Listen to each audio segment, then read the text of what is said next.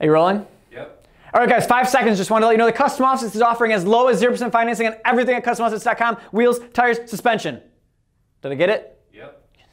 Guys, Phil here with Junior from Custom Offsets TV on the YouTube. Got another episode of What Fits For It, and today we're going over the 2017 and up Ford F250 Superduty, which is Illumiduty. the Illumiduty.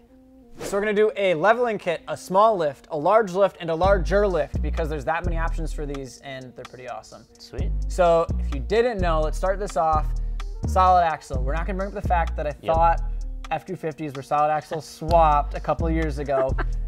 I'm not bringing that up. But so all of these trucks are solid axle, which means that basically the lift kits are pretty simple as far as the components go. Yeah, everything's pretty basic, really. There's not a whole lot going on. There's not a ton of geometry that goes into it because you're just basically lowering down that axle to push up the truck. You do have to worry about like centering it and stuff like that, but they give you all the drop brackets and all the new pitman arms and everything that you need. Radius arms and all that fun stuff. But basically, so the lift kits have larger coils, and then what's cool about these trucks as well is the coilover kits, because there's a lot of options for coilovers for these because it's super simple to install a coilover versus just having that spring there. So that's why we're doing that extra one. It's going to be the larger lift is an 8-inch coilover kit is the most common one out there. So let's get into it, kind of dive into it because these fitment options are pretty exciting to see, not gonna lie. All right. So on the leveling kit, these F250 Super Duties are running 10 wides and 35s, which is awesome. And all of these on are a leveling kit. On minor plastic trimming. Oh my 10 gosh. wides and 35s. Something that finally fits big wheels tires. But part of that is because they are the 3/4 ton trucks, so they sit higher from factory, which allows you to run those bigger wheels and tires. Yeah, so realistically, it's what?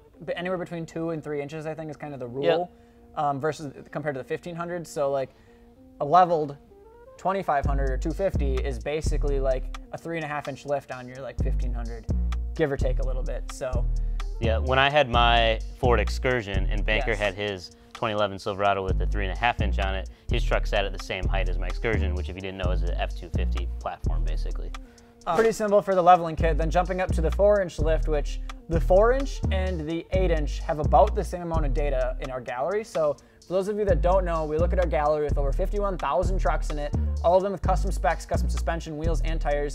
They all talk about what fits on their vehicles. So we basically pull that data into this series for you guys. So if you have something else that you're looking at or just curious on more info or even more pics, you can check out CustomOffsets.com/gallery. There's a bunch of filters you can go through and find basically any truck that's out there in the US market at least, and what fits on it as far as custom setups go. So because you could spend 12 days on the forums, you could spend 12 hours in the gallery, or you can watch this 10-minute video. But if you need more info, just head out to the gallery. There's a lot more out there. It's all there. So jumping up to the 4-inch lift kit then, we are looking at 12 wides and 35s on a 4-inch, which... So still 35s, just like the leveling kit, but you're going out to those 12 wides, so they're sticking out further. But typically a 12 wide.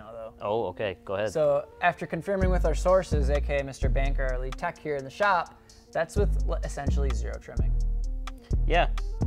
Justin has a 4-inch on his and 35s, and that fit pretty good. 4-inch, 12 wides, 35s, and like virtually, if not no, trimming. And the Super Duties don't have the crash bars like the F150s do, so they do have more space back there, which is nice. You don't have to do quite so much cutting. Huge rounded wheel wells.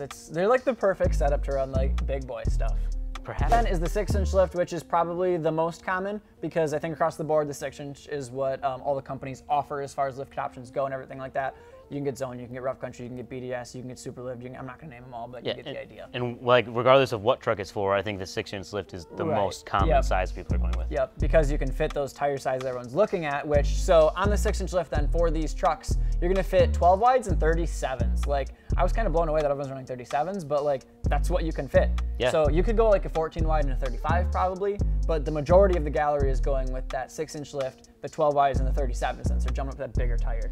And you'll notice that we keep mentioning like 10 wides or 12 wides, but we're not saying the diameter, and that's because diameter doesn't necessarily impact fitment as much. You've probably heard me say it before if you watched any other of these videos. I don't know what I'm saying. 15 others. Yeah, but like if you have a 20 by 10 or an 18 by 10, it's still gonna fit the same as far as how far it's sticking out as long as the offset's the same. So keep in mind that the diameter doesn't necessarily impact fitment as much. The only time it really does come into effect is when you're looking at metric tire sizes because those are ratios and cross-section width, so that can kind of get tricky sometimes. But we also have the calculator on our website where you can just convert metric to standard sizes and it becomes way easier.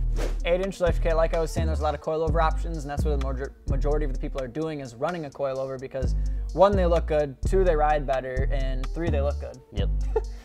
So on an 8-inch lift on these 2017 plus F250, F350 Super Duties, they are running 14 wides and 40s.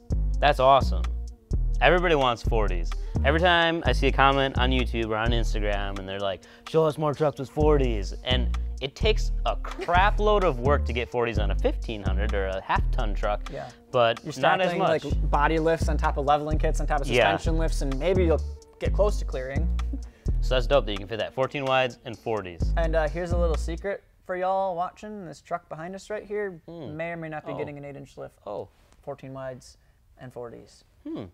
Strange. Stay tuned for that. Anyways, so yeah, that's super cool to see because like 40s are enormous, and like on any vehicle that can fit them, it's just like, one, you want a truck that can actually like turn that can handle tires. it. Yeah, right. Like a 1500, I'd be kind of sketched. You need to like redo the You have drifts. to re-gear for sure, and even then, it's gonna be slow. I've heard people complain about 37s with re-gearing, so I wouldn't consider 40s, but like on a truck like this that has the power, it's got the gearing, it's ready for it, why not, you know?